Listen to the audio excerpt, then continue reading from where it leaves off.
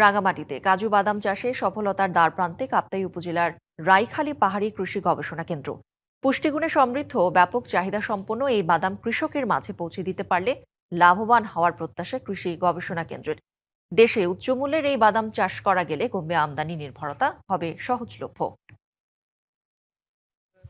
সারি সারি গাছে ঝুলছে পাকা লাল কমলা রঙের কাজু আপেল। সেই কাজু আপেল থেকে কাজু নাট ও কার্নেল হয়ে থাকে। দিগন্ত বিস্তৃত পাহাড়ের বুকে মনোমুগ্ধকর এই দৃশ্য কাপ্তাই উপজেলার রাইখালী কৃষি গবেষণা কেন্দ্রের। 2021 সালে রাইখালীর এই পাহাড়ি কৃষি গবেষণা কেন্দ্রে ভারত, কম্বোডিয়া, ভিয়েতনাম ও স্থানীয় পার্বত্য অঞ্চল থেকে 100টি কাজুর জাম্পলাজম থেকে 2 একর জমিতে শুরু হয় চাষ।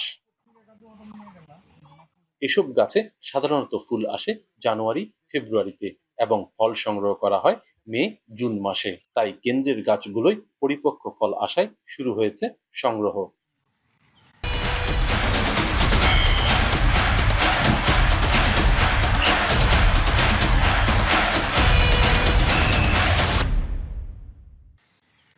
এবার কাজু বাদাম চাষে সফলতা পেয়ে আশার আলো দেখছে গবেষণা কেন্দ্রটি।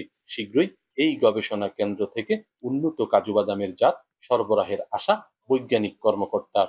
বাংলাদেশের বিশেষ করে পাহাড়ি অঞ্চল এবং অন্যান্য অঞ্চলগুলোতেও কাজু বাদামের চাষের সম্ভাবনা রয়েছে। আমরা যে 100টা জাম্পলাজম নিয়ে গবেষণা করেছি তার মধ্যে আমরা এওরাই 024, 30, 37 এই লাইনগুলোতে আমরা খুব ভালো ফলন পেয়েছি। বাংলাদেশ প্রতি বছরই বিপুল পরিমাণ কাজু বাদাম আমদানি করে।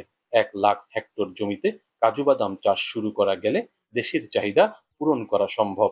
এই পাহাড়ি অঞ্চলে প্রায় 5 লক্ষ হেক্টর অনাবাদি জমি আছে। এই 5 লক্ষ হেক্টরের 1 লক্ষ হেক্টরও যদি আমরা এই কাজু বাদামের চাষের আওতায় নিয়ে আসতে পারি, সেই ক্ষেত্রে আমাদের যে চাহিদা, বিশেষ করে বছরে 60 টন, সেই চাহিদা আমরা পূরণ করতে পারবো। পাহাড়ে সম্ভাবনাময় কাজু বাদাম চাষের বিস্তৃতি বাড়াতে এখন প্রয়োজন সরকারি সহযোগিতা, যা পেলে পাহাড়ে কর্মসংস্থানের পাশাপাশি ভূমিকা রাখবে দেশের অর্থনীতিতেও। সৈকত রঞ্জন চৌধুরী, ডিবিসি নিউজ, রাঙামাটি।